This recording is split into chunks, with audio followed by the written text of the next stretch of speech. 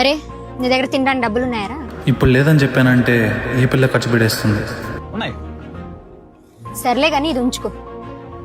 అరే ఉందని చెప్పాను కదా. పెట్రోల్ ఖర్చుకు ఉంచుకోరా. జీవితంలో మనల్ని అర్థం చేసుకునే వాళ్ళు ఒకరున్నా చాలు. అరే పిచ్చోడా, నీ దగ్గర డబ్బులు ఉంటాయి ఉండో నాకు తెలీదారా? హలో, ఏంటో ఈ మధ్య కాల్ చేయట్లేదు నువ్వు? అదా మొబైల్ రీఛార్జ్ అయిపోయింది. అవునా, ఏ సిమ్ నీది? నాది ఎయిర్టెల్. రీఛార్జ్ చేసిన చూడు.